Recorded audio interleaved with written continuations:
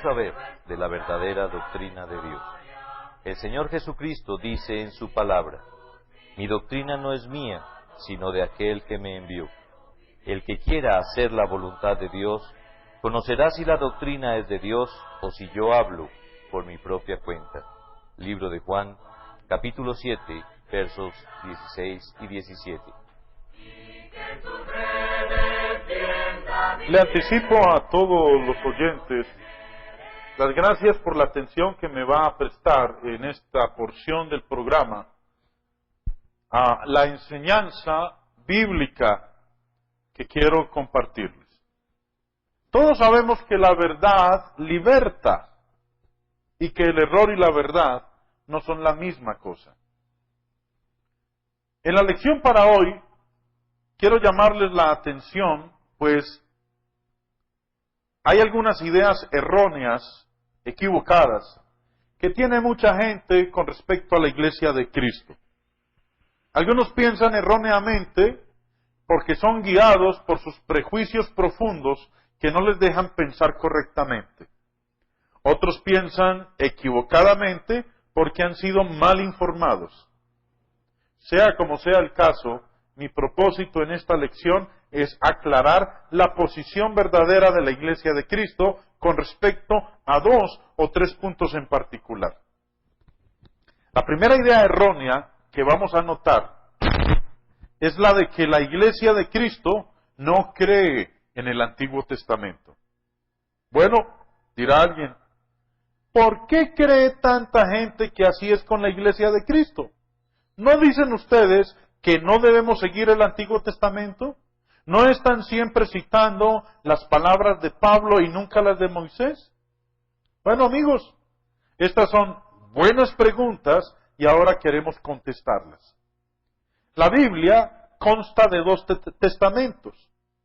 El hecho de que hay un Nuevo Testamento debe indicar en sí que el que lo precedió es ya el Antiguo. En Hebreos capítulo 8, verso 13 leemos: al decir nuevo pacto, ha dado por viejo al primero, y lo que se da por viejo y se envejece está próximo a desaparecer. Luego, en Hebreos 9:15 leemos: así que por eso es mediador de un nuevo pacto, para que interviniendo muerte para la remisión de las transgresiones que había bajo el primer pacto, los llamados reciban la promesa de la herencia eterna. Claro es, entonces, que son distintos los 2 pactos o testamentos. El primero ya es el viejo y el segundo es el nuevo. Cristo derramó su sangre por el Nuevo Testamento. Vamos leyendo 3 pasajes sobre este gran punto. Mateo capítulo 26, verso 28. Porque esto es mi sangre del nuevo pacto, que por muchos es derramada para remisión de los pecados. Y en 1 Corintios 11:25 dice: asimismo tomó también la copa después de haber cenado, diciendo: esta copa es el nuevo pacto en mi sangre. Y volviendo a Hebreos capítulo 9, verso 17, porque el testamento con la muerte se confirma, pues no es válido entre tanto que el testador vive. Las iglesias que reclaman ser de Cristo se contradicen en tratar de justificar sus creencias y prácticas usando pasajes del Antiguo Testamento. Por ejemplo, hay iglesias que se consideran ser parte del llamado cristianismo, que tienen sacerdocios literales, que queman incienso en sus cultos, que tocan instrumentos mecánicos de música, en sus cultos, que observan el sábado judaico, que justifican la poligamia y que tienen membresía infantil. Estas iglesias tratan de justificar estas ideas y prácticas basándose en el Antiguo Testamento que Cristo ya quitó cuando murió en la cruz. Al hacerlo, en realidad invalidan el Nuevo Testamento de Cristo Jesús, quien derramó su sangre para establecerlo. ¿Cómo pueden estas iglesias reclamar ser de Cristo mientras se justifican por la ley de Moisés? Así es, mis amigos, que la iglesia de Cristo cree en el Antiguo Testamento, pero no nos bautizamos en su autoridad, porque ya pasó. Fue quitada por Cristo en la cruz. Creemos que es parte de la palabra de Dios, pero no es la parte que corresponde en esta última dispensación cristiana en la cual vivimos nosotros. El Antiguo Testamento era para los judíos, el Nuevo es para los judíos y gentiles, es para todos. El Nuevo fue hecho posible por la sangre de Cristo. Es el testamento o acuerdo que Dios tiene para con todos. La iglesia de Cristo se sujeta solamente a Cristo, la cabeza de la iglesia, según Él nos manda por su Nuevo Testamento. El Antiguo Testamento ya sirvió su propósito. Los libros que lo componen, que son 39 libros, los tenemos todavía en la Biblia. Y los estudiamos para consolación y exhortación, pero no para autoridad en esta dispensación cristiana. Leamos dos textos que nos ayudarán a ver claramente cuál es el uso correcto del Antiguo Testamento en esta dispensación cristiana. En Romanos capítulo 15, verso 4 dice: porque las cosas que se escribieron antes para nuestra enseñanza se escribieron a fin de que por la paciencia y la consolación de las Escrituras tengamos esperanza. Y un texto más, 1 Corintios 10, 11. Y estas cosas les acontecieron como ejemplo y están escritas para amonestarnos a nosotros, a quienes han alcanzado los fines de los siglos. Uno aprende grandes lecciones al estudiar el Antiguo Testamento, que le pueden ayudar en su vida paciente de cristiano, pero en cuanto a autoridad, esas escrituras no las son. Esta es la posición bíblica respecto al Antiguo Testamento. Y por eso es la posición de las iglesias de Cristo. Pero algunos insisten en representarnos mal. Otra idea errónea que algunos tienen acerca de la iglesia de Cristo es que la iglesia de Cristo es una denominación protestante. En el hemisferio occidental prevalece la idea de que si uno tiene religión es o judío, o católico, o protestante. Si no es judío o católico, lo tienen por protestante o evangélico. Muchos tienen la idea de que la iglesia de Cristo es una denominación protestante, y eso no es cierto. Y lo quiero aclarar. Las escrituras del Nuevo Testamento revelan el establecimiento de una iglesia por Cristo.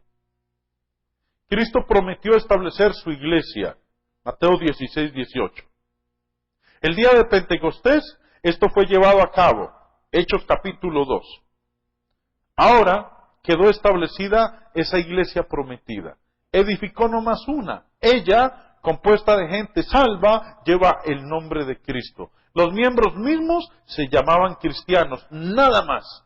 El Nuevo Testamento de Cristo regía la iglesia primitiva. Y por eso no había nada de jerarquías humanas, nada de concilios y de conferencias, y nada de credos y manuales y catecismos. No había nada de denominaciones distintas. La división estaba condenada.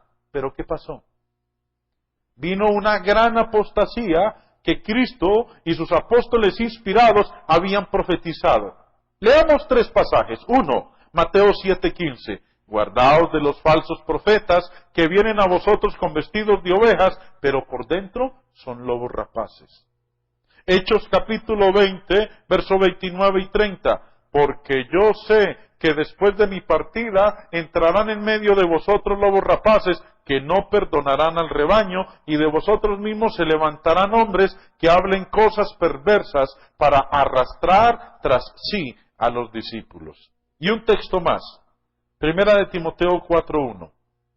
El Espíritu dice claramente que en los postreros tiempos algunos apostatarán de la fe, escuchando espíritus engañadores y a doctrinas de demonios. El resultado de esta apostasía fue la corrupción de la pureza y lo bíblico de la iglesia primitiva de Cristo. Después de varios siglos de apostasía continua, se formó la Iglesia Católica. Esta se dividió en dos partes principales: la Iglesia Católica griega y la Iglesia Católica romana. En la parte occidental del mundo ha prevalecido la Iglesia Católica romana, mientras que en la parte oriental ha prevalecido la Iglesia Católica griega. Después de muchos siglos de dominio de parte de la romana en la parte occidental del mundo, surgió un movimiento de protesta contra algunos abusos doctrinales de la Iglesia Católica romana. Como resultado de este movimiento, nacieron muchas iglesias llamadas protestantes o evangélicas. Y estas muchas iglesias protestantes comenzaron a llevar los nombres de los reformadores o de sus prácticas predilectas. Cada iglesia nació dando énfasis a cierto punto o puntos de doctrina. Por eso, estas iglesias están tan divididas. Los reformadores tenían el blanco o el objetivo de reformar los abusos de la iglesia romana, pero esto era imposible. Como consecuencia, tuvieron que dejar la Iglesia Católica Romana y establecer sus propias denominaciones. Estos hombres, viendo las corrupciones de la Iglesia Romana y las divisiones y vanos propósitos de las protestantes, comenzaron a abogar por un retorno a la Iglesia del Nuevo Testamento, no con fines de reformar algo de origen humano, sino de regresar a lo primitivo y apostólico. Estos hombres dejaron las iglesias denominacionales de las cuales habían sido miembros y establecieron iglesias de Cristo. Llegaron a ser cristianos nada más. Y eso es lo que somos nosotros. Quitó él toda mi aflicción, me dio consolación, me dio un cantar, precioso cantar que entonaré con todo el corazón.